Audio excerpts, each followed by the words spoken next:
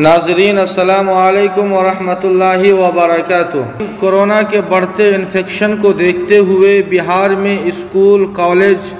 और coaching centre को जहां 18 अप्रैल तक बंद करने का ऐलान कर दिया गया है, वहीं 30 अप्रैल तक सभी मजहबी मकामात पर लोगों की आमदोरफ्त पर रोक लगा दी गई है। गोया अब मंदिर और मस्जिद के दरवाजे इस महीने लोगों के लिए बंद हो गए हैं। नीतीश हुकूमत ने कोरोना इन्फेक्शन पर कंट्रोल के पेश नज़र ये कदम उठाया है और वज़ीर आला ने एक इंतहाई अहम मीटिंग के बाद ये भी फ़ैसला लिया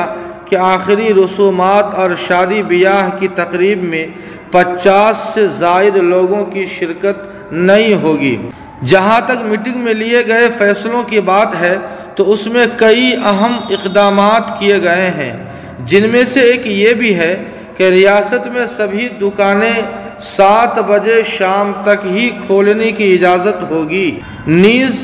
2 गज दूरी और मास्क है ज़रूरी, इसे लाजिम बनाना होगा और दुकानदारों और ग्राहकों के लिए सैनिटाइज़र व सोशल डिस्टेंसिंग पर अमल करना लाजिम होगा।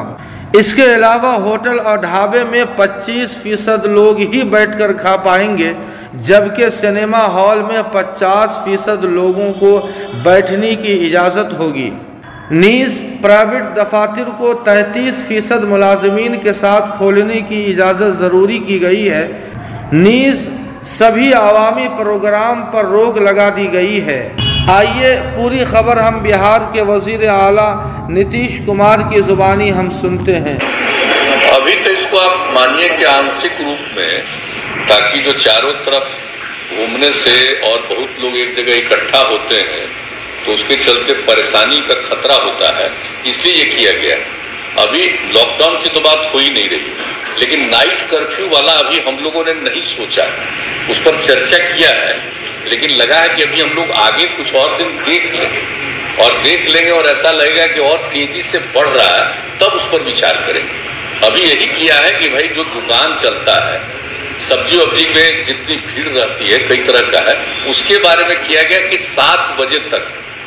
शाम तक अभी रहने दीजिए और उसको सुबह से जितने बजे से करें लोग, तो एक अभी किया गया। लेकिन अभी अगले 3-4 दिन में और सब चीज को देखने के बाद फिर बैठ करके आगे का निर्णय लिया। क्वारंटीन सेंटर के बारे में हम लोगों ने बातचीत कर ली कि अगर जो बाहर से लोग आते हैं तो एक तो सबका टेस्ट, और मान लीजिए कि जो निगेटिव है उनको सलाह दे करके कि कुछ दिन में अपने घर में भी रहिए, जरा कन्फाइंड रहिए, और जिनको मान लीजिए कि पॉजिटिव आ गया उनके ट्रीटमेंट का उपाय कर देंगे, चाहे उनको आइसोलेशन सेंटर में रखना है, हॉस्पिटल ले जाना है, या जो कुछ भी करना है वो करने का इंतजाम शुरू कर दिया गया। लेकिन एक चीज है कि जो हम लोग पहले क्वारंटाइन सेंटर बड़े पैमाने पर हम लोग बनाए थे, चूंकि उसके लिए बड़ी संख्या में लोग आए थे, स्पेशल ट्रेन से लोग आए थे लगभग 22 लाख, तो उसमें करीब 15 लाख लोगों को पिछले वर्ष हम लोगों ने क्वारंटाइन सेंटर में रखा था 14 दिन। तो वो वाली स्थिति तो अभी है, लेकिन फिर भी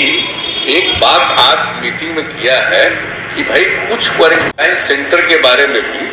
हम लोग सोच लें कि कौन सा प्लेस होगा, खास करके